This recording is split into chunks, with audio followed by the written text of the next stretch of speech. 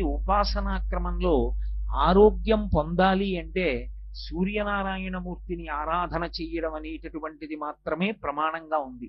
సూర్యుడు విశేషమైనటువంటి ఆరాధనని కోరుకునేటటువంటి లక్షణం ఉన్నవాడు కాడు. సూర్య భగవానుని యందు ఎంతటి సౌలభ్యముతో కూడుకున్నటువంటి ఆరాధన ఉంటుంది అంటే ఆయన కేవలము నమస్కారము చేత ప్రీతి పొందుతాడు. నమస్కారం అంటే ఒంటి చేత్తో చేసేటటువంటిది నమస్కారం కాదు. రెండు చేతులు కలిపి మూర్ధన్య స్థానమును ఆ రెండు చేతులకి కలిపి తాటించి ఆయన వంక తిరిగి వంగి నమస్కరించినంత మాత్రం చేత అనుగ్రహిస్తాడు. పైగా సూర్యోపాసన ఒక్కదాని యందే ఒక విశేషం ఉంది. మిగిలినటువంటి ఏ దేవతా స్వరూపానికైనా సరే భగవంతుడు ఆ పదార్థాన్ని స్వీకరించాలి అంటే ఒకే ఒక్క మార్గం ఉంటుంది. సనాతన ధర్మంలో వీరొక మార్గం లేదు. ఇతర విశ్వాసములకు సనాతన ధర్మమునకు అక్కడ ప్రధానమైనటువంటి భేదం. అగ్ని ప్రధానం చేసుకుని ఆరాధన చేస్తాం. హోమ ప్రక్రియ అని యజ్ఞయాగాది క్రతువులలో హోమకుండాన్ని పెట్టి అందులో స్వాహాకారంతో దేవతని పిలిచి హవిస్సునిస్తే హవ్యవాహనుడైనటువంటి అగ్నిహోత్రుడు పట్టుకెళ్లి హవిస్సుని దేవతలకిస్తే దేవతలు తింటారు. రెండవ మార్గం నివేదన. నైవేద్యం చేస్తే ఆయన కన్ను విప్పి చూస్తాడంతే తప్ప ప్రీతి పొందుతాడు. దృష్టిపాతము చేత ప్రీతిని పొందుతాడు తప్ప కేవలము నైవేద్య మంత్రం చేత ఆయన స్వీకరిస్తాడా అంటే అలా చెప్పడం చాలా కష్టం. కానీ భక్తి విశేషమైనటువంటి స్థితిలో ఉందనుకోండి, అటువంటి వారు భక్తితో చేసినటువంటి నివేదనని మాత్రం పరమేశ్వరుడు స్వీకరించి తిన్నాడు అనడానికి ఎన్నో చోట్ల దృష్టాంతములు ఉన్నాయి. అందుకే నైవేద్య మంత్రం భక్తితో కూడుకుని ఉంటుంది. అందుకే మీరు మనసు చేత భావన చేయడమే ఎక్కువగా ఉంటుంది అందులో. మధ్యే మధ్యే పానీయం సమర్పయామి అని ఒక ఉపచారం. మధ్యే మధ్యే పానీయం సమర్పయామి అన్నది ఎందుకు అన్వయం అవుతుందంటే మీరు ప్రీతితో ఇచ్చినటువంటి దాన్ని ఆయన తింటున్నాడన్న భావనతో మనసు దాన్ని చూడగలిగితే, అలా అనుభవించినది నిజమైతే. అంటే నేను ఇది ఎంతవరకు మీతో ప్రస్తావన చేయవలసి ఉంటుందంటే, ఒక పాయసాన్ని తీసుకొచ్చి నేను ఒక బంగారు పాత్రలో పోసి పరదేవతకి నివేదన చేశాను అనుకోండి, అమ్మవారు దాన్ని తాగుతోంది అని నేను భావన చేసినప్పుడు ఆ పాత్ర కింద నుండి నాకు ఆవిడ కింది పెదివి కనపడాలి. నేను మంచినీళ్లు తాగుతున్నాను అనుకోండి, నా కింది పెదివి కనపడుతుందా కనపడదా? పై పెదవి కనపడదు, కింది పెదివి కనపడుతుంది గ్లాసు కింద నుంచి. అలా భావన చేసి ఆవిడ గుటక వేసినప్పుడు కంఠంలో కదులుతున్నటువంటి కదలికలను కూడా దర్శనం చేసి స్వతంత్రంగా త్యాగరాజస్వామి కీర్తన చేస్తారు వడ్డన గురించి. అమ్మా అమ్మ అంత తొందరగా తాగకు, వెక్కిళ్ళు వస్తాయి, ఒక్కసారి ఆగు, కాసిని మంచినీళ్ళు తాగు మధ్యలో అని మధ్యే మధ్యే పానీయం సమర్పయామి అంటే ఆవిడ పాయస పాత్ర పక్కన పెట్టి మళ్ళీ కాసిని మంచినీళ్లు తాగిందని భావన చేసి మళ్ళీ ఆవిడ పాయస పాత్ర పట్టుకుని తాగుతోందని అనుభవించగలిగిన హృదయం ఉంటే ఆమె స్వీకరించవచ్చు. అలా కొందరు పెట్టిన నైవేద్యాల్ని పరమేశ్వరుడు స్వీకరించాడు. తాడేపల్లి రాఘవనారాయణ శాస్త్రి గారు లాంటి మహాత్ములు పెట్టిన నైవేద్యాలు ఈశ్వరుడు స్వీకరించి పాయసపాత్ర మీద చెయ్యుంచింది కూడా అమ్మవారు. కాబట్టి నైవేద్యం చేత స్వయంగా భగవానుడు వచ్చి చెయ్యి వేసి స్వీకరిస్తాడు అని అందరి విషయంలోనూ నిర్ధారించడం కష్టం. అందుకే భాగవతంలో కూడా ఆయన నాకు ఏది ఇవ్వండి దానితో సంబంధం కాదు, దళమైన పుష్పమైనను ఫలమైనను సలిలమైన బాయని భక్తిని కొలచిన జనులు అర్పించిన ఎలమిన్ రుచిరాన్నముగా ఎనుభుజింతున్నంటాడు. కొలచిన జనులర్పించిన పరమభక్తితో ఇచ్చిన వాళ్ళు ఎవరైనా ఉంటే నేను తింటాను. గీతలో కూడా అదే అంటాడు, పత్రం పుష్పం ఫలం తోయం యోమే భక్త్యా ప్రయచ్చతి. అంత భక్తితో ఇచ్చావా తింటాను, అంత భక్తితో ఇచ్చినది కాదా ఆయన దాన్ని స్వీకరిస్తాడని నమ్మకం ఉండదు. ఒక్క సూర్య భగవానుడి విషయంలో మాత్రం ఒక విశేషం. ఏమిటా విశేషం అంటే మా గురువు గారు తరచుగా చెప్తూ ఉంటారు దాన్ని. భగవంతుడికి బాలభాస్కరుడి యొక్క కిరణములు పడుతున్నప్పుడు మీరు పాయసాన్నం వండి ఆయన ఎదురుగుండా పెట్టి ఆయనకి నైవేద్యం పెట్టారనుకోండి, ఆయన కిరణ స్పర్శ, కిరణములంటే కరములు, కరములంటే చేతులు అని అర్థం. ఆయన కిరణములు ప్రసారమవుతాయి. ఆయన కిరణములు ప్రసారమై పాయస పాత్రలోని పాయసాన్ని స్పృశిస్తాయి. చాలా ఇబ్బంది కలిగినటువంటి రోజుల్లో మా గురువుగారు పాయసాన్నాన్ని అలా నివేదన చేసి ఇచ్చి ఇబ్బందులు తగ్గించినటువంటి సందర్భాలున్నాయి. ఆయన కిరణములు ప్రత్యక్షంగా ఆయన చేతులు వెళ్ళి పాయసం మీద పడతాయి. మిగిలినటువంటి సమయాల్లో అలా పడడాన్ని గమనించగలరా అంటే అది భావము యొక్క పరిపుష్టత చేత ఉంటుంది. సూర్యకిరణముల యొక్క స్పర్శ మీరేం పెద్ద కష్టపడిపోయి కళ్ళు మూసుకుని చూడక్కర్లేదు. మీకు ఎదురుగుండా భగవానుడు దర్శనం అవుతూ ఉంటాడు. మిగిలిన చోట్ల భావనామాత్ర సంతుష్టాయై నమః మీకు భావన ఉండాలి. సూర్యుని యందు ప్రత్యక్షంగా కనపడుతూ ఉంటాడు. పైగా అది ఒక దేవతా స్వరూపం కాదు, అది పరబ్రహ్మస్వరూపం. పరబ్రహ్మస్వరూపమైన కారణం చేత ఆయనే సృష్టికర్త, ఆయనే స్థితికర్త, ఆయనే ప్రళయకర్త. అందుకే ఆదిత్య హృదయంలో వాల్మీకి మహర్షి ఆయనని నమక చమకాలు కూడా మధ్యలో పెట్టి స్తోత్రం చేశారు. కాబట్టి తన కరస్పర్శ చేత కిరణ స్పర్శ చేత మీరు ఇచ్చినటువంటి నివేదనని ఆయన ముట్టుకుంటాడు. ఆ ముట్టుకున్న ప్రసాదం ఏదుందో ఆ ప్రసాదాన్ని స్వీకరించడం అనుగ్రహానికి కారణమవుతుంది. అందుకే ప్రదక్షిణం చేసి నమస్కారం చేసినప్పుడు వెంటనే ఫలితాన్ని ఇచ్చేటటువంటి దేవతా స్వరూపములుగా చెప్పబడేటటువంటివి రెండున్నాయి. ఒకటి హనుమ. ఆ హనుమ సూర్యనారాయణమూర్తి యొక్క శిష్యులు. రెండవ వారు సూర్యుడు. కానీ సూర్యుడికి ప్రదక్షిణ ఎలా చేస్తాం అంటే సూర్య దేవాలయం అందుకొచ్చింది. సూర్య దేవాలయం ప్రధానంగా దేనికి అంటే ప్రదక్షిణం చేయడం కోసం. కోణార్క సూర్య దేవాలయానికి ప్రదక్షిణం చేసి నమస్కారం చేసి గుండె జబ్బుల నుంచి కుష్ఠవ్యాధి నుంచి విముక్తులైనటువంటి వారు ఎందరో ఉన్నారు. అంత ఉత్తరక్షణం అనుగ్రహించి ఆరోగ్యం ఇవ్వగలిగినటువంటి భాస్కర స్వరూపం ఏది ఉన్నదో ఆ భాస్కర స్వరూపానికి అంత విశేషమైనటువంటి ప్రాధాన్యతని ఉపాసన క్రమంలో కల్పించారు. భగవంతుడు భగవంతుడు అని ఎన్నో గ్రంథాలు చదివి ఎంతో పరిశ్రమ చేసే కన్నా అసలు మాంసనేత్రానికి దొరికేటటువంటి ప్రత్యక్ష భగవానుడైనటువంటి ఆ సూర్యనారాయణమూర్తి దర్శనం చేయడం ఎంత తేలికైనటువంటి విషయం. అసలు ఒక మనుష్యుడు తన జన్మ ప్రయోజనాన్ని పోగొట్టుకుంటున్నాడు అని చెప్పవలసిన అవసరం ఏదైనా ఉంటే ప్రాతకాలంలోనూ పశ్చిమాద్రిని చేరిపోయినటువంటి సూర్యబింబాన్ని దర్శనం చెయ్యకుండా గడిపేసేటటువంటి వాడెవడుంటాడో వాడు మాత్రమే శాస్త్రం దృష్టిలో అయితే కృతఘ్నుడు. దేని చేత కృతఘ్నుడు అంటే భగవానుడే స్వయంగా వినువీధిలోకి వచ్చి నిలబడిన లేచి ఆయన వంక తిరిగి ఒక్క నమస్కారం చెయ్యలేకపోయిన వాడెవడో వాడు కృతఘ్నుడు. ఆ కృతఘ్నుణ్ణి ఆయన క్షమించలేడు. అందుకే కృతఘ్నఘ్నాయ దేవాయ జ్యోతిషాం పతయే నమః అంటుంది ఆదిత్య హృదయం. అంతటి గొప్ప స్వరూపమైనటువంటి ఆ సూర్య బింబం ఉదయించేటటువంటి స్థితి, ఆయన ఉదయించేటటువంటి దిక్కుని చతుర్ముఖ బ్రహ్మగారు మొట్టమొదట సృష్టి చేసేట. 4 దిక్కులను సృష్టి చేస్తారు. ఎందుకంటే దిక్కు అనేటటువంటి దానికి ఉపాసనా క్రమమునందు చాలా ప్రాధాన్యత ఉంటుంది. నేను ఏదో ఊరు వెళ్ళాను అనుకోండి ఉపన్యాసాలకి, ఏ తెల్లవారుజామున 3 గంటలకు రైలు దిగాను అనుకోండి, నాకు ఇచ్చిన విడిదిలోకి వెళ్ళిపోయే ముందు నేను వెయ్యవలసిన మొదటి ప్రశ్న ఏమిటంటే అయ్యా తూర్పు ఎటండి అని అడగాలి. ఎందుకంటే దిగ్భ్రాంతి అంటారు. దిగ్భ్రాంతి అంటే దిక్కులు తెలియకుండుట.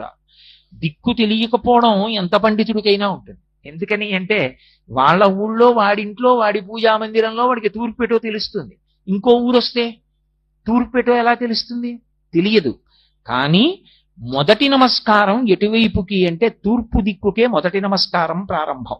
ఎందుచేత అంటే సూర్యకిరణములు పడితే తప్ప సుషుమ్నా నాడి అసలు చైతన్యాన్ని పొంది ఒక్కసారి ఆ హృదయ పద్మం వికసనాన్ని పొందదు. అలా పొందించేటటువంటి సూర్యనారాయణమూర్తి ఏ దిక్కున ప్రకాశిస్తాడో ఆ దిక్కుని ప్రాక్ అని పిలిచారు. ప్రాక్ అన్న మాటకి సంస్కృతంలో అర్థం ఏమిటంటే మొదటిది, పూర్వము అని. పూర్వ దిక్కు, ప్రాక్ పశ్చిమము అని పిలుస్తారు. పూర్వోత్తర భాగములు అంటారు. ఏదో భాగవతం దశమస్కంధం ఉందనుకోండి, పూర్వ భాగము ఉత్తర భాగము అంటారు. పూర్వ భాగము అంటే మొదటిది, ఉత్తర భాగము అంటే తరువాతది. అంటే అందరికీ తెలియవలసిన దిక్కు ఏదైనా ఉంటే అది ప్రాక్, అది తూర్పు. తూర్పు దిక్కు తెలియకుండా ఉండడానికి వీల్లేదు. తూర్పు దిక్కు తెలిసి తీరాలి. ఎందుకంటే అసలు జీవితానికి వికసనం ఎక్కడి నుంచి మొదలవుతుంది అంటే ఆ తూర్పు దిక్కు నుంచి మొదలవుతుంది. అందుకే చతుర్ముఖ బ్రహ్మగారు కూడా సృష్టి ప్రారంభం చేసినప్పుడు మొట్టమొదట దిక్కు ఏది సృష్టి చేశాడో దానికి తూర్పు దిక్కు ప్రాక్ అని పేరు. ప్రాక్ను ఆయన ఎలా నిర్ణయం చేశాడు అంటే ఇక్కడ సూర్యోదయం అవ్వాలి అని నిర్ణయం చేశాడు. ఇక్కడ సూర్యోదయం అవుతుంది, ఇక్కడ నుంచి కిరణములు పడడం ప్రారంభమవుతాయి అని ఏ పర్వత శిఖరం మీద సూర్య భగవానుని యొక్క ఉదయము ప్రారంభమవుతుందో నిర్ణయం చేసి అక్కడ వరకు మాత్రమే మనుష్యులు గొప్ప యోగ సంబంధమైనటువంటి శక్తి కలిగినటువంటి వారు వెళ్ళగలిగినటువంటి ప్రాంతాలుగా నిర్ణయం చేశాడు. ఇక సూర్యుడు ఎక్కడ ప్రకాశం ప్రారంభమవుతుందో అది దాటి వెళ్ళడానికి మనుష్య ఉపాధికి శక్తి ఉండదు. అక్కడ వరకు మాత్రం మనుష్యుడు వెడతాడు. మనుష్యుడికి యోగశక్తే కాదు, శరీర బలాన్ని బట్టి కూడా అక్కడ వరకు వెళ్ళగలరు అని రామాయణం నిర్ధారణ చేసింది. కిష్కింధకాండలో శ్రీరామాయణంలో ఆ దిక్కుకు ఎలా వెళ్ళాలి అన్నది చెప్తాడు సుగ్రీవుడు. సూర్యోదయం ఎక్కడవుతోందో చెప్తాడు. చెప్తున్నప్పుడు కిష్కింధలో బయలుదేరితే ఆ వానరుణ్ణి పిలిచి ఆయనతో అంటాడు, నువ్వు 1,00,000 మంది వానరులతో కలిసి బయలుదేరవలసి ఉంటుంది. తూర్పు దిక్కున సూర్యుడు ఎక్కడ ఉదయిస్తాడో అక్కడ వరకు మాత్రమే మనుష్య శరీరములు కాని ఇతర శరీరములు కాని వెడతాయి. దాటితే ఇక దేవతలే, ఎవరు వెళ్ళలేరు. అది ఎక్కడ ఉన్నదో ఆ శిఖరం నేను చెప్తాను చూడని ప్రారంభం చేస్తాడు. కిష్కింధ దాటిన తరువాత గంగానది, గంగానది దాటితే సరయు, సరయు దాటితే కౌశికి, కౌశికి దాటితే యమున, యమున దాటితే సరస్వతి, సరస్వతి దాటిపోతే సింధు నది. ఈ నదులన్నీ దాటి వెళ్ళిపోయిన తర్వాత యామున పర్వతం వస్తుంది. ఆ యామున పర్వతం దాటి వెళ్ళిపోయిన తరువాత మహీనది, మహీనదిని కూడా దాటి వెళ్ళిపోతే కాలమహీనది అనబడేటటువంటి ఇంకొక నది వస్తుంది. ఆ కాలమహీనదిని కూడా దాటిపోతే కురు, పాంచాల, కాశీ, మజ్జి, అల్ల, మగధ, వత్స, మచ్చ, చేది, అవంతి, గాంధార, కాంభోజ, సౌరాష్ట్ర, ఆశ్మక అనబడేటటువంటి రాజ్యాలు. ఇవన్నీ దాటి వెళ్ళిపోతే మగధ, మగధ దాటితే మందర పర్వతం. ఆ మందర పర్వతం కింద ఉండేటటువంటి ప్రాణులు ఒక చెవి కలిగినటువంటి వాళ్ళు, ఒక్క ముక్కు భాగం మాత్రమే కలిగినటువంటి వాళ్ళు, ఒక కాలు కలిగినటువంటి వాళ్ళు మాత్రమే ఉండి అతి బలవంతులైనటువంటి ప్రాణుల్ని కూడా పట్టి తింటూ ఉంటారు. అది వాళ్ళ ఆహారం. ఆ మందర పర్వత ప్రాంతాన్ని కూడా దాటి వెళ్ళిపోతే యవద్వీపం, యవద్వీపం దాటితే సువర్ణద్వీపం, సువర్ణద్వీపాన్ని కూడా దాటితే రజత ద్వీపం, రజత ద్వీపాన్ని కూడా దాటితే శోణా నది ఎర్రటి జలాలతో ప్రవహిస్తూ ఉంటుంది. శోణ అంటేనే ఎరుపు, ఎర్రటి జలాలతో ప్రవహిస్తుంది. అది కూడా దాటిపోతే లోహితమనేటటువంటి సముద్రం. ఆ ప్రాంతానికి ఇంకా వెళ్లే కొద్దీ శక్తి ఎక్కువ ఉండాలి. ఎందుకంటే ఆ సముద్రం మీద నుంచి వెడుతున్నప్పుడు నీడబట్టి ఆ సముద్రంలో ఉండేటటువంటి ప్రాణులు ఆ వెడుతున్న ప్రాణుల్ని పట్టి లాగి తినేస్తాయి. అంత భయంకరమైనటువంటి లోహితమనబడేటటువంటి సముద్రం. ఆ లోహిత సముద్రాన్ని కూడా దాటి వెళ్ళిపోతే అక్కడికి వెళ్ళిన తరువాత కుటశాల్మలి అనబడేటటువంటి ఒక పెద్ద వృక్షం కనబడుతుంది. ఆ వృక్షం దగ్గర నుంచి వెనక్కి అప్పుడే ఉదయిస్తున్నటువంటి బాలభానుడి యొక్క కిరణములా అన్నట్లుగా బంగారు కాంతితో మెరిసిపోతున్నటువంటి విశ్వకర్మ చేత నిర్మింపబడినటువంటి భవనం ఉంటుంది. ఆ భవనమునందు గరుత్మంతుడి నివాసం చేస్తూ ఉంటాడు. ఆ భవనాన్ని కూడా దాటి ఇంకా ముందుకు వెళ్ళిపోతే అక్కడ ఆ పాలసముద్రం ఉంటుంది. పాలసముద్రం మధ్యలో తెల్లటి వృషభమనబడేటటువంటి పర్వత శిఖరం ఉంటుంది. దాని యందు మళ్ళీ ప్రత్యేకంగా సుదర్శనము అనబడేటటువంటి ఒక సరస్సు. ఆ సరస్సులో పద్మకింజిల్కములతో కూడుకున్నటువంటి సువర్ణ కేసరములతో కూడుకున్నటువంటి అపారమైనటువంటి సుగంధమును విరజిల్లేటటువంటి తామర పుష్పాలుంటాయి. ఆ కొలనులో స్నానం చెయ్యడం కోసమని దేవ, యక్ష, గంధర్వ, కిన్నెర, కింపురుషాదులు కూడా భూమండలం మీదకి వస్తారు. అంతటి అద్భుతమైనటువంటి సుదర్శనమనబడేటటువంటి సరోవరాన్ని దాటి వెళ్ళిపోతే ఒక గొప్ప జలసముద్రం వస్తుంది. ఆ జలసముద్రంలో అశ్వముఖంతో బడబా రూపంలో ఒక గొప్ప కృత్య తిరుగుతూ ఉంటుంది. అది సముద్రాన్నే ఆహారంగా పుచ్చేసుకుంటూ ఉంటుంది. ఆ జల సముద్రాన్ని కూడా దాటి వెళ్ళిపోతే అక్కడికి వెళ్ళిపోయిన తరువాత జాతరూప శిల అనబడేటటువంటి గొప్ప పర్వతం ఉంటుంది. ఆ పర్వతానికి ఉండేటటువంటి శిఖరం మీద మహానుభావుడైనటువంటి ఆదిశేషుడు 1000 పడగలతోటి 1000 తలలతో నల్లటి వస్త్రములను కట్టుకుని తపస్సు చేస్తూ కూర్చుని ఉంటాడు. ఆయనని కూడా దాటి ముందుకు వెళ్ళిపోతే ఆ వెళ్ళిపోయిన తరువాత అక్కడ కనపడుతుంది అద్భుతమైనటువంటి ఉదయ పర్వతము. ఆ ఉదయ పర్వతంలో సౌమనసము అనబడేటటువంటి ఒక శిఖరం ఉంటుంది. ఆ సౌమనసమనబడేటటువంటి శిఖరం మీద మహానుభావుడైనటువంటి వామనమూర్తి అవతార స్వీకారం చేసినప్పుడు మొట్టమొదట ఒక పాదాన్ని ఉంచి, మేరు పర్వతం మీద రెండో పాదాన్ని ఉంచి, ఇంతంతైవటుడింతయై మరియుతానింతయ్య భోవీధి అంతైతో యదమండల గ్రమణ కల్లంతై ప్రభారాశిపై అంతై చంద్రునకంతయై ధ్రువునిపై అంతై మహర్వాటిపై అంతై సత్యపథోన్నతుండగుచు బ్రహ్మాండాంత సంవర్ధి అయ్యని పెరిగి 2 పాదములు వేసి నిలబడ్డాడు. అంతటి అద్భుత స్వరూపంతో విష్ణుపాద స్పర్శ పొందినటువంటి శిఖరాలు. అయం సుదర్శనో ద్వీప పురో యస్య ప్రకాశతే యస్మిన్ తేజశ్చ చక్షుశ్చ సర్వప్రాణిభృతామపి అంటారు మహర్షి. ఆ పర్వత శిఖరము సౌమనసము ఎక్కడ ఉన్నదో ఉదయ పర్వతంలో అక్కడ సూర్యబింబం ఉదయిస్తుంది. అక్కడ మొట్టమొదట ప్రతిరోజు సూర్యుని యొక్క ఎర్రటి కాంతులు ప్రారంభమవుతాయి. అక్కడ ప్రారంభమైనటువంటి కాంతులు కొద్ది క్షణాలలో ఆ బింబం ఇలా ఎర్రటి గీతతో పైకి లేవగాని ఆ కాంతి భూమండలాన్నంతటినీ కప్పేస్తుంది. ఆ కప్పేసినప్పుడు ఎర్రటి బింబంగా పైకి లేస్తాడు. ఆయన యొక్క కాంతి కిరణములే సమస్త భూతముల యొక్క కన్నుల మీద పడతాయి. యస్మిన్ తేజశ్చ చక్షుశ్చ, అన్ని భూతముల యొక్క కన్నుల మీద పడి చైతన్యము కలుగుతుంది. కలిగి సమస్త ప్రాణులు కందెరయగుచు అంటారు తిక్కన గారు. అన్ని ప్రాణులు కళ్ళు తెరుస్తాయి. కళ్ళు తెరిచి ఎదురుగుండా ఉండేటటువంటి వస్తువుల్ని చూడడం మొదలు పెడతాయి. ఈ చూడడం మొదలు పెట్టడం అనేటటువంటిది భోగముల యందు సగం భాగం. ప్రత్యేకించి భోగం అనుభవించాడండి అంటారు, సుఖాలు అనుభవించారండి అంటారు. ఆ అనుభవించినటువంటి సుఖాలలో సగం సుఖమంతా దేన్ని ఆశ్రయిస్తుంది అంటే కంటి యొక్క గుడ్డు సూర్యుని యొక్క కిరణముల తేజస్సుని పుచ్చుకోగలిగితే వాడు 50% సుఖాలని పొందుతాడు. లేనినాడు ఈ బ్రహ్మాండమునందు ఎన్ని సుఖములున్నాయో అందులో 50% సుఖాలు వాడికి లేనట్టే.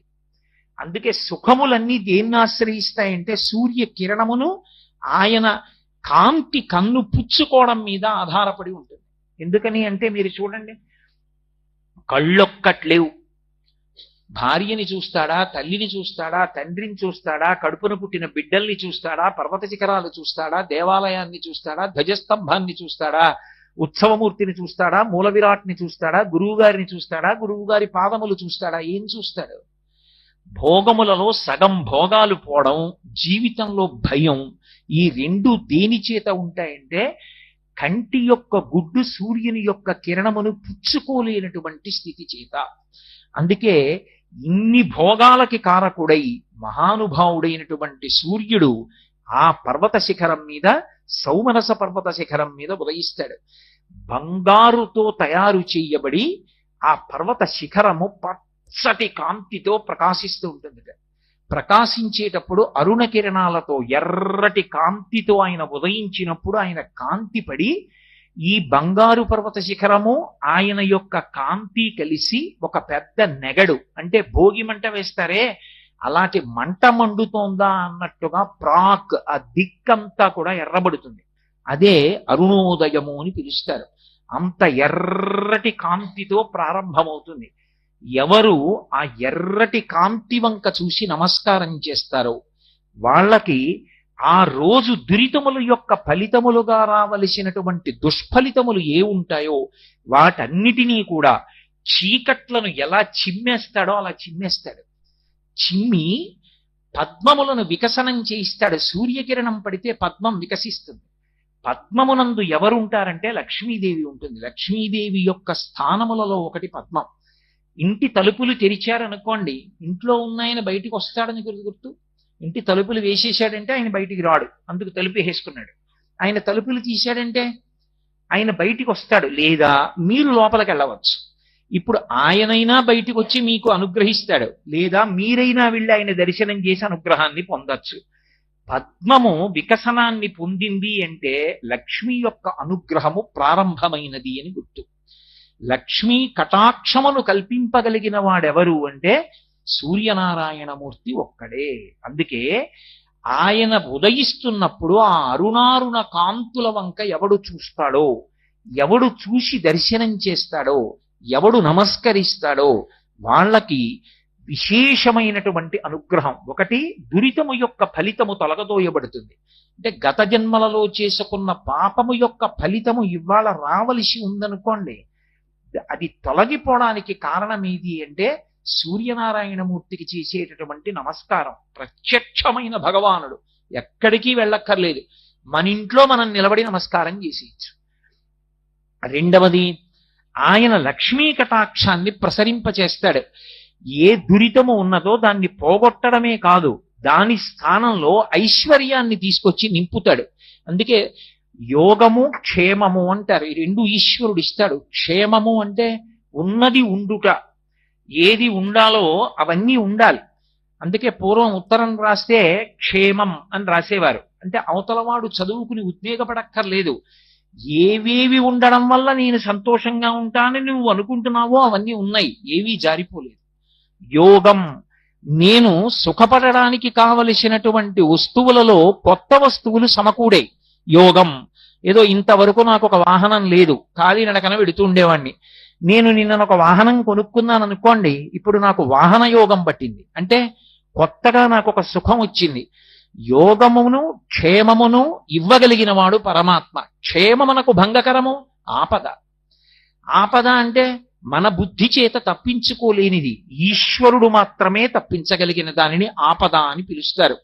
ఆ ఆపదను తొలగించగలిగిన వాడెవరు అంటే ఆ అరుణారుణ కాంతులతో ఉన్నటువంటి సూర్యనారాయణమూర్తికి నమస్కారంతో రోజు ప్రారంభం అవ్వాలి.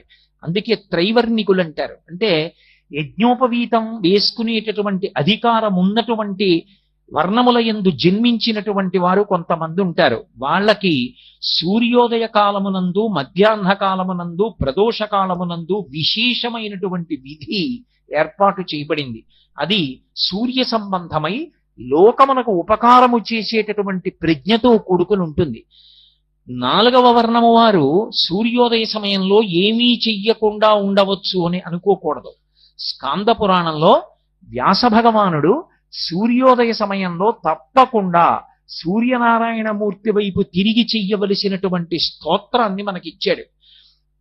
అవి మేము కాకినాడ పట్టణంలో ముద్రణ చేయించి ఇస్తే ఇవాళ ఎంతో మంది ప్రతిరోజు సూర్యోదయానికి చదువుకుంటూ ఉంటారు. ఆ వ్యాస భగవానుడిచ్చిన స్తోత్రం ఏదుందో దానిని 4వ వర్ణము వారు ప్రాతకాలంలో ఆ స్తోత్రం చెయ్యాలి సూర్యానుగ్రహం కోసం. మిగిలినటువంటి ముగ్గురు సంధ్యావందనం చేస్తారు. సంధ్యావందనం ఎందుకు చెయ్యాలి అంటే సంధ్యావందనం కేవలం తన యొక్క ఉన్నతి కొరకు మాత్రమే కాదు. ఆ ముగ్గురికి యజ్ఞోపవీతం ఎందుకు వేస్తారంటే 2 కారణముల చేత వేస్తారు. ఒకటి, ఎంత కష్టం వచ్చినా చచ్చిపోకుండా బతికి లోకానికి మార్గదర్శకుడు కావాలి, ఆత్మహత్య చేసుకోకూడదు. ఇన్ని కష్టాలైనా భరించి నిలబడు, ఏదో ఒకనాటికి నువ్వు అభ్యున్నతిని పొందుతావు. ఇది నిరూపణం చేసి లోకానికి మార్గదర్శనం చెయ్యాలి, కష్టాన్ని ఓర్చుకోవడం. అందుకే చూడండి, పాండవులు లక్క ఇంట్లో పెట్టి కాల్చేస్తే బయట పడిన తరువాత భిక్షాటన చేసైనా బతికారు, యజ్ఞోపవీతం ఉంది కాబట్టి. ఇంత కష్టం వచ్చింది, ఎందుకు ఈ బతుకని వాళ్ళు ఆత్మహత్య చేసుకోలేదు. మనకి శాస్త్రములన్నీ అవే మాట చెప్తాయి. కళ్యాణి బతగాదేయం లౌకికి ప్రతిభాతిమా ఏతి జీవంతి మానందో నరంవర్ష శతాదపి అంటుంది సీతమ్మ రామాయణంలో. 100 సంవత్సరములు ఆయుర్దాయంతో నిలబడిన వాడు ఎన్ని కష్టములు పడనివ్వండి, చిట్ట చివరి క్షణంలోనైనా శుభవార్త వింటాడు. ఓర్పు అనేటటువంటిది అంత అవసరం జీవితంలో. కాబట్టి ఆత్మహత్య చేసుకోకూడదు. లోకమంతా ఎన్ని కష్టాలలో ఉన్నా తాను మార్గదర్శకుడై యజ్ఞోపవీతం ఉన్నవాడు కష్టాన్ని భరించి నిలబడి లోకానికి మార్గదర్శనం చేయించగలిగిన వాడై ఉండాలి. అంతేగాని కష్టం వచ్చిందని వాడే భగవంతుడిని వదిలేశాడు అనుకోండి, ఇంకా మిగిలిన వాళ్ళకి భగవంతుడిని అందించేవాడెవరు, మార్గదర్శనం చేసేవాడెవరు? కాబట్టి శరీరం విడిచిపెట్టకూడదు. రెండు, సంధ్యావందనం ఎందుకు చెయ్యాలి అంటే, సంధ్యావందనం ఎవరికి విధించారంటే లోకోపకారం చెయ్యవలసిన వాళ్ళకి, ప్రతినిత్యం కాయ కష్టం చెయ్యవలసిన అవసరం లేని వాళ్ళకి సంధ్యావందనం వేసింది శాస్త్రం. తప్ప ఏదో పక్షపాతంతో కొంతమందితో సంధ్యావందనం చేయిద్దాం, కొంతమందితో సంధ్యావందనం చేయించద్దు, అది శాస్త్రం యొక్క లక్షణం కాదు. వాళ్ళు కష్టపడి ఉండవలసినటువంటి వాళ్ళు, వాన పడుతోందంటే తెల్లవారకట రైతు పొలానికి పరిగెడతాడు. అతన్ని నువ్వు సంధ్యావందనం చేయాలంటే పంటలు ఎక్కడ పండిస్తాడు, అందరికీ అన్నం ఎక్కడ దొరుకుతుంది? అందుకే అతనికి ఎప్పుడు ఖాళీ దొరికితే అప్పుడు ఒక్కసారి సూర్యనారాయణమూర్తి వైపు తిరిగి స్కాంద పురాణాంతర్గత స్తోత్రం చేస్తాడు. కానీ యజ్ఞోపవీతం ఉన్నవాడు అర్ఘ్యప్రదానం చెయ్యాలి. ఎందుకు అర్ఘ్యప్రదానం చేయాలి? అసలు సూర్యుడికి అర్ఘ్యం ఎందుకు అంత అవసరమైంది? అర్ఘ్యం ఇవ్వకపోతే ఏమవుతుంది? ఎందుకు ఈ త్రైవర్ణికులంటే సంధ్యావందనం చెయ్యవలసినటువంటి కర్తవ్యం ఉన్నటువంటి వాళ్ళు ఎందుకు అర్ఘ్యప్రదానం చేస్తారు 3 సంధ్యలలో? అందులో ప్రత్యేకించి ప్రాతఃసంధ్య, తెల్లవారుజామున సంధ్యావందనానికి అంత అవసరం ఎందుకు వచ్చింది అంటే, దానికి ఏ అవసరం చేత చేయించారో చెప్పారు. ఆయన సూర్యనారాయణమూర్తి ఉదయించేటప్పుడు ఆయన ఉదయించకుండా చేసేస్తే ఇక లోకములకు కాంతి ఉండదు. లోకములకు కాంతి లేకపోతే, సూర్యుని యొక్క గమనం లేకపోతే ఆ చీకటి వలన ధర్మము లుప్తమైపోతుంది. సూర్యుడు ఉదయిస్తున్నాడు అంటే కదా ప్రమాణంగా చేసుకుని సంధ్యావందనం, మధ్యాహ్నానికి వచ్చాడంటే కదా మళ్ళీ సంధ్యావందనం, ప్రదోషానికి వెళ్ళాము అంటే కదా మళ్ళీ సంధ్యావందనం. ఇవి లేనప్పుడు సంధ్యావందనం ఎక్కడుంటుంది? లేనప్పుడు ముందు ధర్మం లుప్తమైపోయింది. ఎందుకంటే సంధ్యాహీన అశుచి, సంధ్యావందనం చేయకపోతే అశౌచంతో ఉన్నవాడితో లెక్క, వాడు ఏ కార్యానికి పనికిరాడు. అందుకే ఆ రాక్షసులు ఏం చేస్తారంటే అసలు సూర్యోదయం జరగకూడదు అని చూస్తారు. అలా చూసేటటువంటి రాక్షసులకు మందేహులు అని పేరు.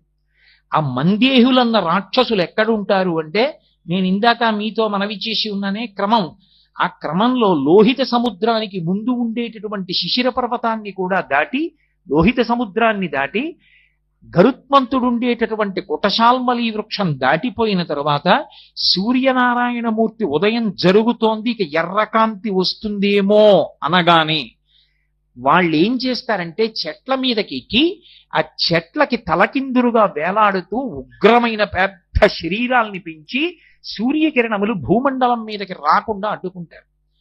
అడ్డుకున్నప్పుడు ఏం జరుగుతుంది అంటే, వాళ్ళు ప్రతిరోజు కూడా తే పతంతి జలే నిత్యం సూర్యస్యోదయనం ప్రతి.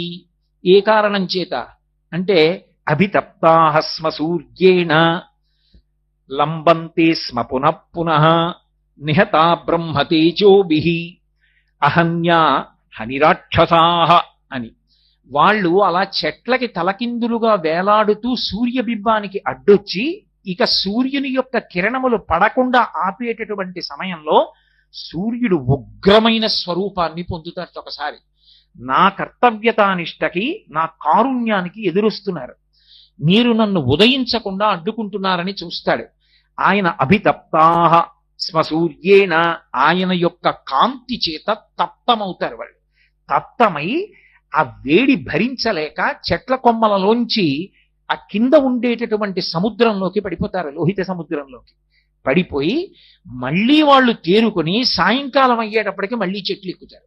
ఇవాళ కాకపోతే రేపు, రేపైనా ఎలా అడ్డొస్తాడు, రేపైనా ఎలా ఉదయిస్తాడు, లోకానికి ధర్మనాశనం చేస్తాం అని రాక్షసులు ప్రారంభమవుతారు. అందుకే అక్కడ గాని ఇక్కడ గాని ఎక్కడ గాని ముందు పాడు చెయ్యాలని చూసేది రాక్షసులే. కాబట్టి ఉత్తిష్టంతో భూత పిశాచాః ఏతే భూమి భారకాః ఏతేషామ అవిరోధేన బ్రహ్మకర్మ సమారభే. నాకు మీకు ఏమీ విరోధం లేదు, మేము బ్రహ్మకర్మ చేద్దాం అనుకుంటున్నాం, మీకు ఇష్టం ఉండదు, తప్పుకోండి అని నీళ్లు చల్లుతారు. అలాగే నిహతా బ్రహ్మతేజోభిః, స్నానం చేసి వచ్చి ఎవరికి గాయత్రి మంత్రం ఉపదేశం చెయ్యబడిందో, ఎవడు సంధ్యావందనం చెయ్యాలని శాస్త్రం విధించిందో వాడు సంధ్యావందనానికి కూర్చుని అర్ఘ్యాన్ని విడిచిపెడుతున్నప్పుడు, అందుకే అర్ఘ్యప్రదానము బ్రహ్మాస్త్రమే అంది శాస్త్రం. బ్రహ్మాస్త్ర ప్రయోగంతో సమానం ఏది అంటే అర్ఘ్యాన్ని విడిచిపెట్టడమే. ఇంట్లో నియమంగా సంధ్యావందనం చేసి సూర్యమండలం వైపుకి చూస్తూ అంత భక్తితో అర్ఘ్యం ఇచ్చేటటువంటి వాడు ఇంట్లో ఉన్నాడనుకోండి, అటువంటి వాడొక్కడు ఇంట తిరిగిన కారణం చేత ఎటువంటి ఉగ్రభూతమో కూడా ఇంట్లో ప్రవేశించడానికి వీల్లేదు. కాబట్టి ఆ నిహత బ్రహ్మతేజోభిః వాళ్ళు అర్ఘ్యప్రదానం చేసి పళ్ళెంలో నీళ్లు విడిచిపెట్టగానే సూర్యమండలం వైపుకి తిరిగి, అది కేవలం నీటిలో ఉన్న శక్తి కాదు, వాళ్ళు చేసినటువంటి గాయత్రి మంత్రంతో కలిపి విడిచిపెట్టినటువంటి ఆ అర్ఘ్యజలములు, ఆ మంత్రశక్తి 24 బీజాక్షరములు, 24 ఋషులతో, 24 దేవతలతో ఉంటాయి. అవి ఆ మంత్రాన్ని స్వరంతో చదివి అర్ఘ్యప్రదానం చెయ్యగానే ఈ మంత్రముల యొక్క ప్రకంపనలు అక్కడ వరకు వెళ్ళి వాళ్ళని నిహత బ్రహ్మతేజోభిః ఒక్క దెబ్బ కొడతాయి. కొట్టేటప్పటిక ఆ మందేహులన్న రాక్షసులు వెనక నుంచి వచ్చినటువంటి ఈ బ్రహ్మతేజస్సుతో మంత్రాన్ని స్వరంతో చదువుతూ విడిచిపెట్టినప్పుడు అర్ఘ్యజలములు విడిచిపెట్టిన సందర్భంలో వచ్చినటువంటి మంత్ర సంబంధమైన స్వర ప్రకంపనల చేత, 2 ముందు వైపు నుంచి వచ్చినటువంటి సూర్య కిరణముల చేత అభితప్తమై వాళ్ళు పట్టు విడిచిపెట్టి సముద్రంలో పడిపోతారు. అందుకే లోకోపకారము చేయుట కొరకు సంధ్యావందనము. అసలు అది చెయ్యలేదనుకోండి త్యాగబుద్ధి అలవడవు. త్యాగేనైకే అమృతత్వమానసు. కేవలం అలంకారప్రాయంగా యజ్ఞోపవీతం వేసుకోమని చెప్పలేదు శాస్త్రం. వేసుకున్నావు అంటే ఎక్కడది యజ్ఞోపవీతం అని అడిగారు. ఎక్కడది, ఇది ఎవరు తయారు చేశారు, అసలు అలా వేసుకోమని ఎవరు చెప్పారు అని అడిగారు. అడిగితే యజ్ఞోపవీతం పరమం పవిత్రం ప్రజాపతేర్యత్ సహజం పురస్తాత్. ఇది ఒకరు తయారు చెయ్యలేదు. ప్రజాపతి మొట్టమొదట, ప్రజాపతి అంటే పరమేశ్వరుడు, భగవానుడు ఎప్పటివాడు, సనాతనుడు, ఇప్పటివాడని చెప్పడం కుదరదు. ఇప్పటివాడు అని చెప్పడం కుదరనటువంటి పరమ సనాతనుడైనటువంటి పరబ్రహ్మమునకు తనంత తాను సహజముగా యజ్ఞోపవీతం ఉన్నది. అది ఎవరు సృజించారు అంటే ఈశ్వరుడు ఎంతటి సనాతనుడో యజ్ఞోపవీతం అంతటి సనాతనము. అంత గొప్పదైన యజ్ఞోపవీతాన్ని వేసుకోవడానికి అధికారం తండ్రి కల్పించి ఉపనయనం చేస్తే ఆ యజ్ఞోపవీతం విడిచిపెట్టి తిరిగిన వాడి కన్నా నీచుడు లోకంలో ఇంకొకడు. కాబట్టి సూర్యోదయం అనేటటువంటి దాని వెనక అంత విశేషం నడుస్తుంది. ఎందుకు సూర్యోదయానికి అంత గొప్పతనం ఇచ్చారంటే బ్రహ్మగారు చెప్పుకున్నాడు స్వయంగా, ఆయన మీదనే జగత్తంతా ఆధారపడింది. అందుకని ఆయన ముందు ఎటు ఉదయించాలో నేను నిర్ణయం చేశాను. ఆయన ఎటు ఉదయించాలో నిర్ణయం చేసి ఇది ఆయన దిక్కని చెప్పాను కాబట్టి ఇది ప్రాక్ అని సంతోషపడిపోయాడు. అంటే బ్రహ్మగారంతటి వాడు దిక్కులను సృజించినప్పుడు సూర్యుడు ఎక్కడ ఉదయించాలో నిర్ణయం చేసి దానిని ప్రాక్ అని పిలిచాడు. అంటే తూర్పు దిక్కుకి ఎంత గొప్పతనం ఉందో చూడండి. అందుకే ఏ పని చెయ్యండి తూర్పుకి తిరిగి నమస్కారం చేస్తారు. అందుకే సుందరకాండలో కూడా ఆయన దక్షిణ దిక్కుగా వెళ్ళవలసి వచ్చిన హనుమ అంజలిం ముఖం కుర్వన్ పవనాయ ఆత్మయోనయే తదోహి వివృతే గంతుం అని ఆయన తూర్పు దిక్కుకి తిరిగి నమస్కారం చేస్తాడు. దక్షిణ దిక్కుకి వెళ్ళవలసి ఉండి కూడా. అంటే తూర్పు దిక్కుకి నమస్కారం చేయడం ఎందుకు అంటే భగవానుని యొక్క ప్రత్యక్ష స్వరూపం కన్నుల ముందు కదలాడేటటువంటి దిక్కు తూర్పు దిక్కుయే. ఆయన బయలుదేరుతున్నప్పుడు ఒక విశేషం జరుగుతుంది. ఇది చెప్పినవాడు ఎవరో సామాన్యుడు అనుకోకండి. ఇప్పుడు నేను చెప్తున్న విషయాన్ని చెప్తున్నవాడు మయూరభట్టు అని ఒక మహాకవి. ఆయనకు ఒకప్పుడు కుష్ఠవ్యాధి వచ్చింది. వచ్చి వేళ్లు ఊడి కింద పడిపోతున్నాయి. కింద పడిపోతుంటే ఆయన కోణార్క వెళ్ళి కోణార్కలో ఉన్నటువంటి సూర్య దేవాలయానికి ప్రదక్షిణాలు చేశాడు. ప్రదక్షిణం చేసి రోజు సూర్య భగవానుడి వంక తిరిగి స్తోత్రం చేశాడు. అప్పుడు ఆయనను అనుగ్రహించి సూర్య భగవానుడు ఆయనకు వచ్చిన కుష్ఠవ్యాధి పోగొట్టాడు. పోగొట్టినప్పుడు అరుణారుణ కాంతులతో వస్తున్నటువంటి ఆ సూర్య రథాన్ని చూస్తే, అందుకే సూర్యుడికి ఎంత గొప్పో సూర్య రథానికి అంత గొప్ప ఉంది.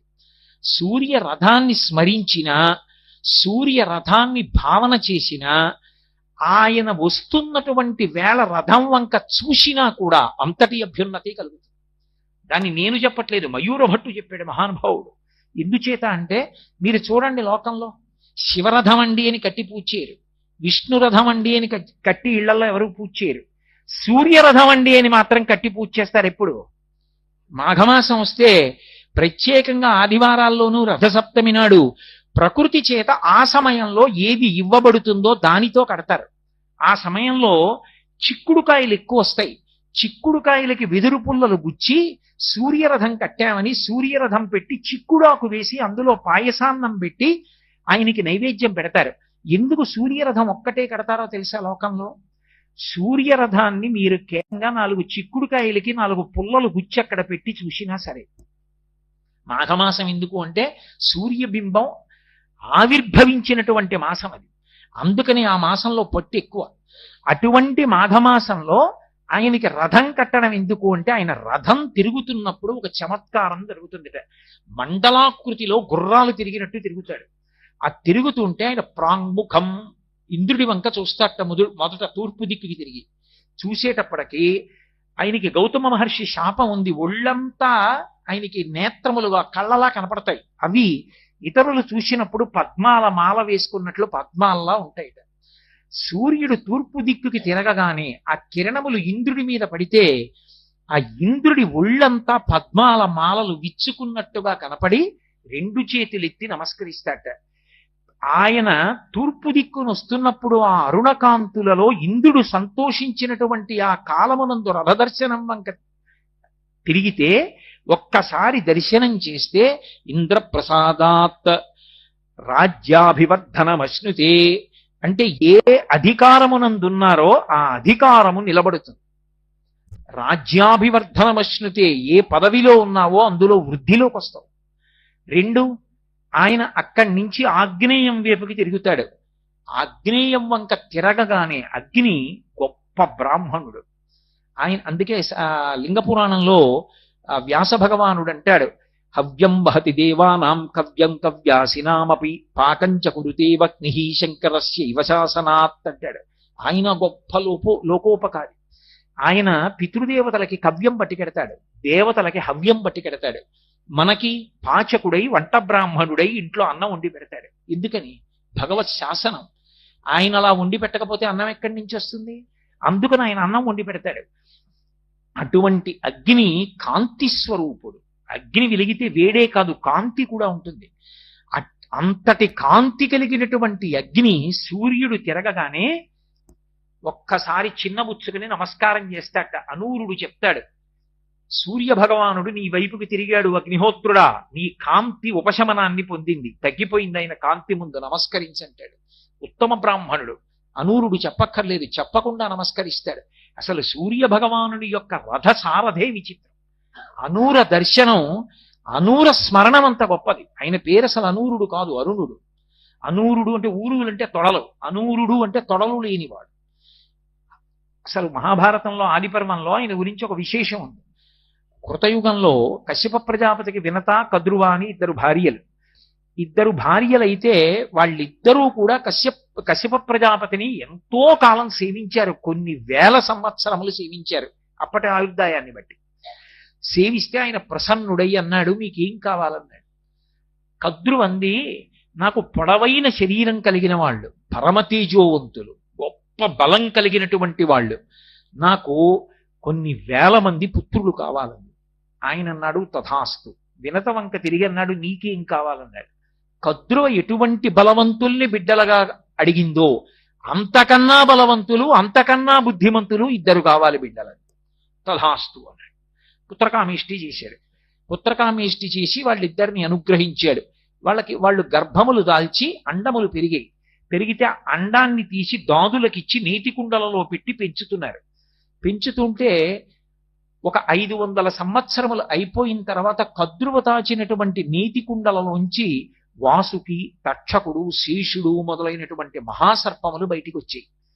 వినతకి బాధ కలిగింది. ఆవిడికి బిడ్డలు పుట్టేశారు, నేను దాచినటువంటి 2 గుడ్లు అలాగే ఉండిపోయాయని తొందర పడిపోయి చూద్దామని పుల్ల పెట్టి ఒక గుడ్డు బద్దల కొట్టి కొద్దిగా పెంకు విచ్చుకునేటట్టుగా చేసి కిలికి చూసింది. అందులోంచి ఇంకా తొడలు ఏర్పడినటువంటి వాడు, ఊర్ధ్వ శరీరము మాత్రమే ఏర్పడినటువంటి మహాతేజోవంతుడు పైకొచ్చాడు.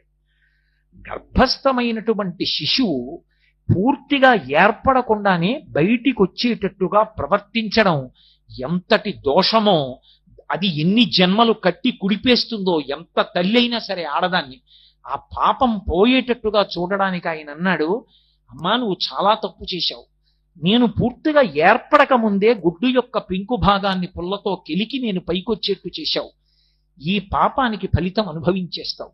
నువ్వు కొంతకాలం కద్రువకి దాస్యం చెయ్యవలసి ఉంటుంది.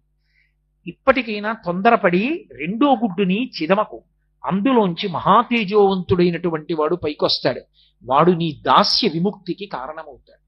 అమ్మా నేను సూర్య భగవానుడికి రథసారథిగా వెళ్ళిపోతున్నానని వెళ్ళిపోయాడు.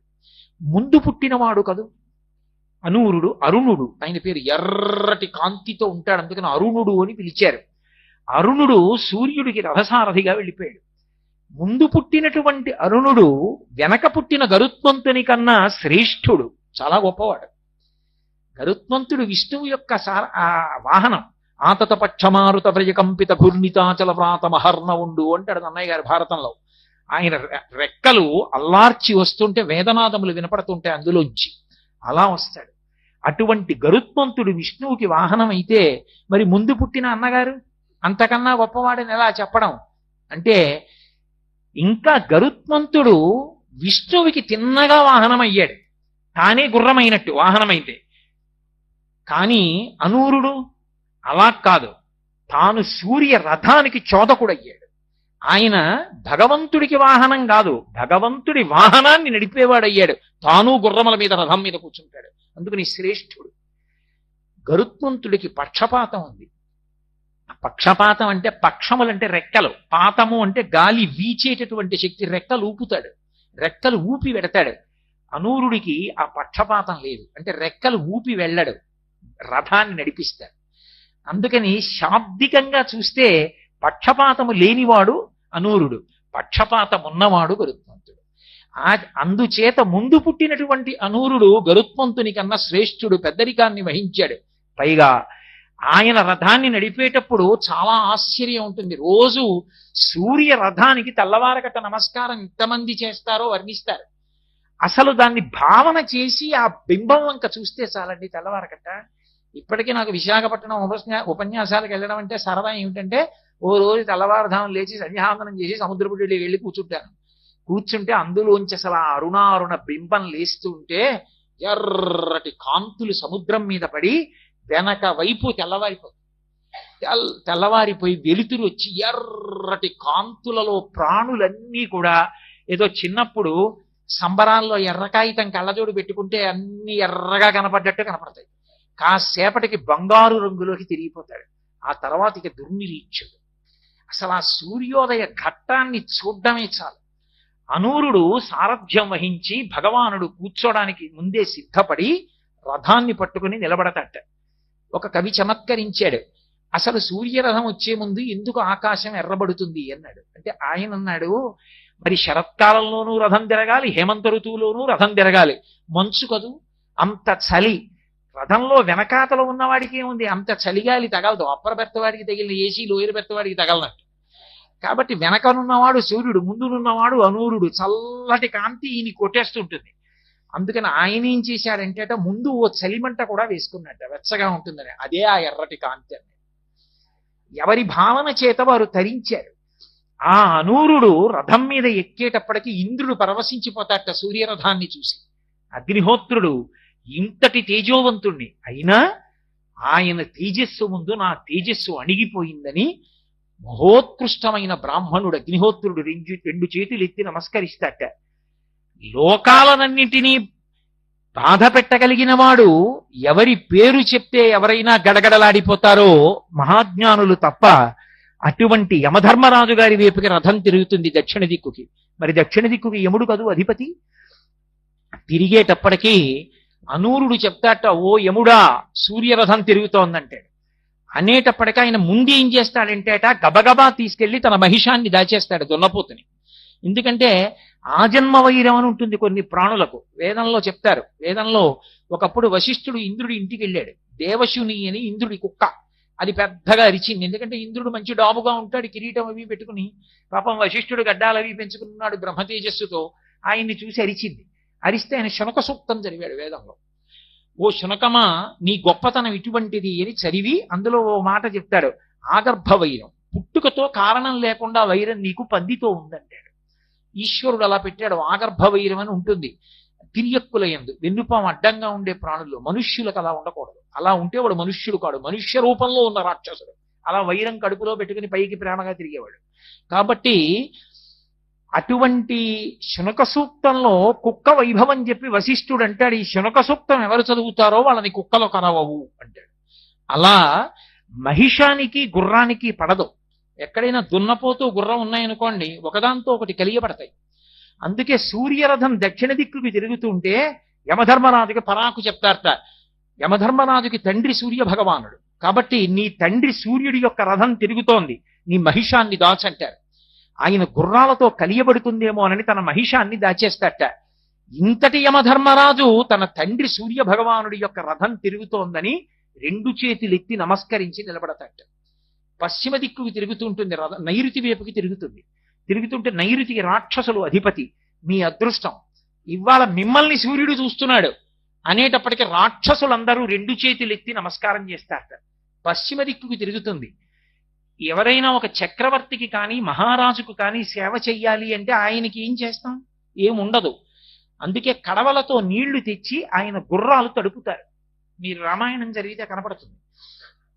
గుర్రాలకి నీళ్లు పోసి తడిపితే వాటికి మంచి శక్తి వస్తుంది, ఉత్సాహం పుంజుకుంటాయి నీళ్లు పెట్టినా కూడా. అందుకని పశ్చిమ దిక్కుకి తిరుగుతూ అనూరుడు చెప్తాట, సూర్యరథం తిరుగుతోంది.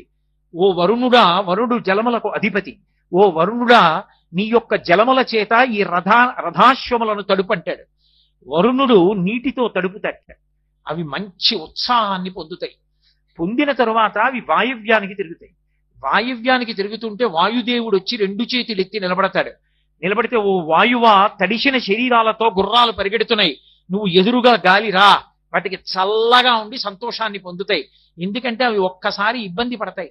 ఎప్పుడు అంటే ఆకాశగంగ ప్రవహించిన మార్గంలో ఆ గుర్రాలు వెడుతున్నప్పుడు వాటి కాళ్ళు అందులో కొంచెం ఇరుక్కుంటూ ఉంటాయి. అవి లాక్కుని పరిగెడుతుంది ఆ రథం. అప్పుడు అవి శ్రమ కలగకుండా నీటితో తడపబడి ఆ వాయువు యొక్క స్పర్శ కలిగితే చల్లగా ఆ సూర్య రథం తిరుగుతుంది. ఉత్తర దిక్కుకు వస్తుంది. సూర్యుడే ప్రసన్నంగా చూసి కుబేరుడు వంక చూసి కనుబొమలు ఎగరేస్తాట. ఎందుకు అంటే శంఖనిధి పద్మనిధి అనబడేటటువంటి రెండు నిధులకు అధిపతి, నవనిధులకు. ప్రత్యేకించి అందులో శంఖనిధి పద్మనిధి. శంఖము పద్మము ఈ రెండు శ్రీ మహావిష్ణువు యొక్క ఆభరణాలు. అందుకే కదా ఆయన శంఖం గద పద్మము ఇవన్నీ పట్టుకుని ఉంటాడు. కాబట్టి శంఖనిధి పద్మనిధి నీ దగ్గర ఉన్నాయి, అవి రెండు ఆయనకి ఇష్టం. అందుకని ఒకసారి ఆయన వంక చూసి ఓ చిరునవ్వు నవ్వుతట. సూర్యుడి చిరునవ్వు చాలు నీ పదవి నిలబడుతుందంటట. అనూరుడు ఈశాన్యం వైపుకి తిరుగుతుంది. శివుడు వస్తాడు. అయ్యా ఇది బింబ ప్రతిబింబ న్యాయం అంటట అనూరుడు. నేను వెళ్ళి అద్దం ముందు నించున్నాను అనుకోండి, ఇప్పుడు నేను బొట్టు సరిగ్గా పెట్టుకోలేదు అనుకుంటే ప్రతిబింబానికి పెడతానా, నేను పెట్టుకుంటానా? నేను పెట్టుకుంటే ప్రతిబింబం సరిగ్గా పెట్టు కనబడుతుంది.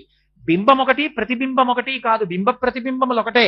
అలా అనూరుడు అంటే అట్ట వెనక్కి తిరిగి ఈయనకే నమస్కారం, ముందుకి తిరిగి ఈయనకే నమస్కారం, రెండు రూపాలతో కనపడుతున్నాడు ఒక భగవానుడు. అంటే శివుడు సూర్యుడు అభేదం. ఎందుచేత అంటే భౌరంభంశమలో నిలోంబర మహార్నాదో హిమాంసు పుమాన్ ఇత్యాభాతి చరాచరాత్మక విదం యస్యైవ మూర్త్యష్టకం నాణ్య కించన విద్యతే విమృశతాం యస్మాత్ పరస్మాత్ విభో తస్మై శ్రీ గురుమూర్తయే నమయిదం శ్రీదక్షిణామూర్తయే అని ఆయన కోణార్కలో సూర్యలింగం అయి ఉంటాడు. కాబట్టి సూర్యుడే శివుడు, శివుడే సూర్యుడు. కాబట్టి బింబ ప్రతిబింబాలుగా ఒకే సూర్యుడు రెండు రూపాలతో కనపడుతున్నాడని అనూరుడు ముందుకి వెనక్కి కూడా నమస్కారం చేస్తాడు.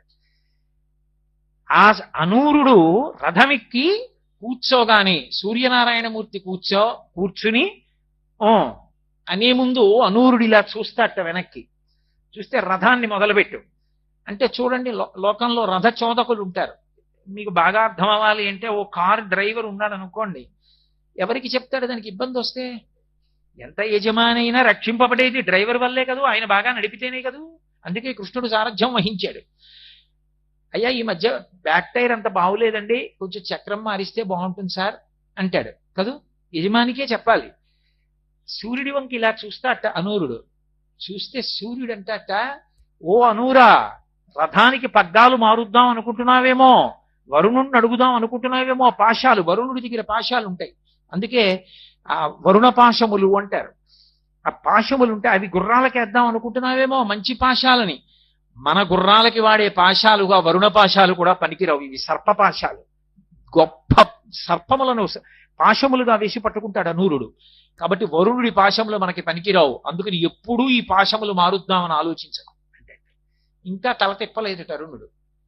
చూసి అంటాట, గుర్రాలు చాలా కాలం నుంచి ఉన్నాయి, ఒక గుర్రాన్ని మారుద్దాం అనుకుంటున్నావేమో. ఇంద్రుడి దగ్గర ఉన్న ఉచ్చైశ్రవం కూడా మన గుర్రాల్లో ఏ గుర్రానికి సరిపోదు. అందుకని గుర్రాల్ని మార్చే అవకాశం ఉండదు. ఇవి ఎప్పటికీ జవసత్వములతో ఉన్నవే, పోనీ అంటట. అయినా అనూరుడు అలా చూస్తాట.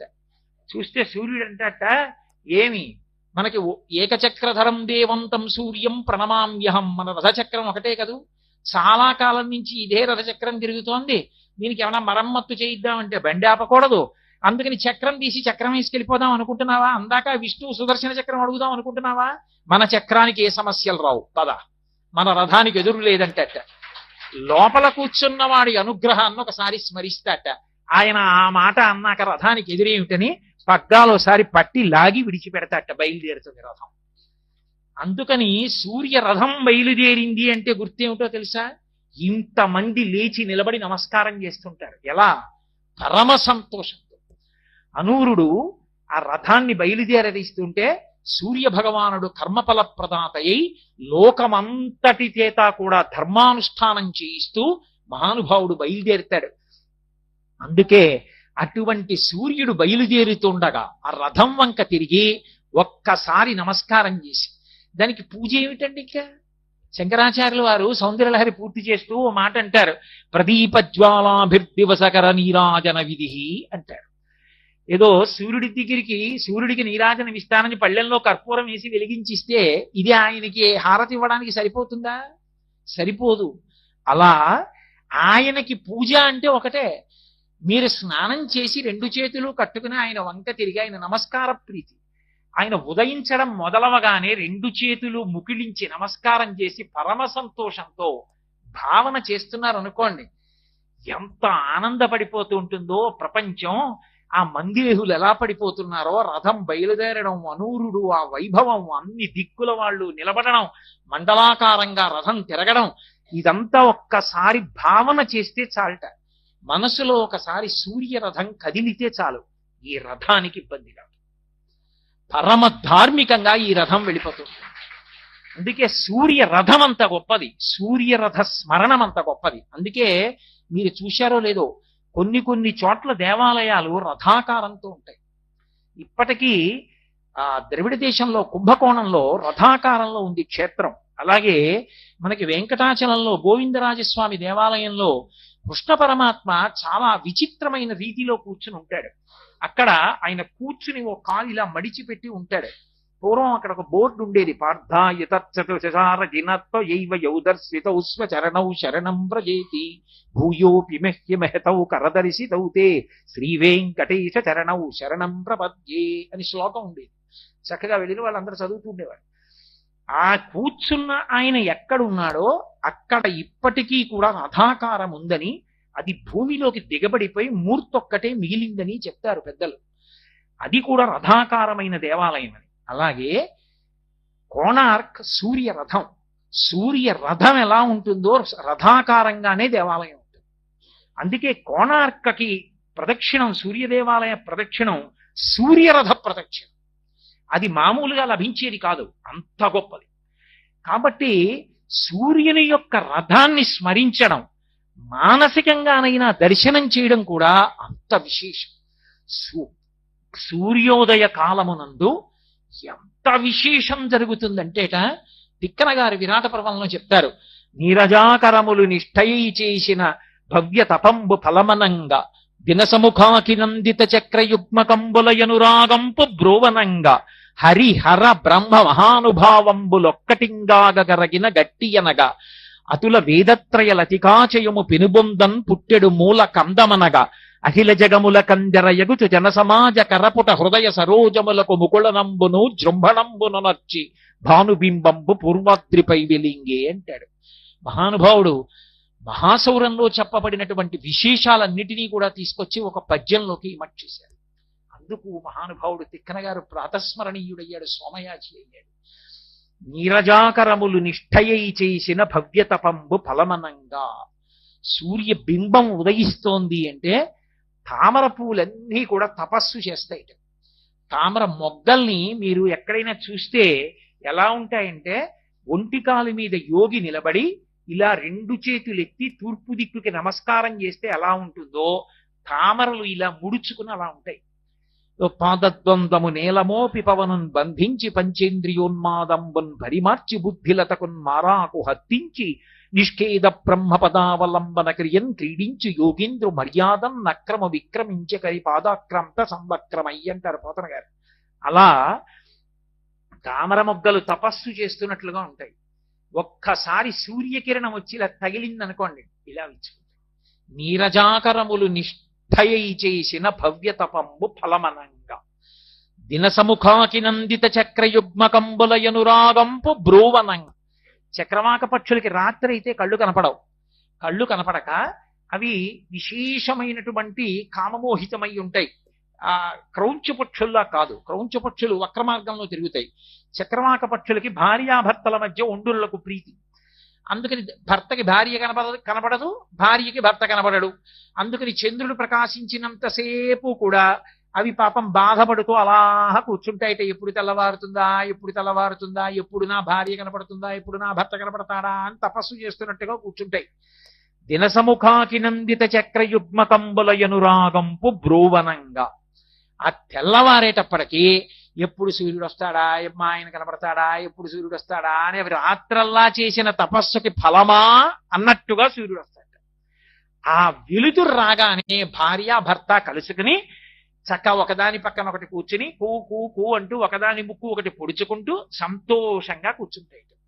కాబట్టి దినసముఖాకి నందిత చక్రయుగ్మకంబులయనురాగంపు బ్రోవనంగా హరిహర బ్రహ్మ మహానుభావంబులొక్కటింగాగరగిన గట్టి అనగా.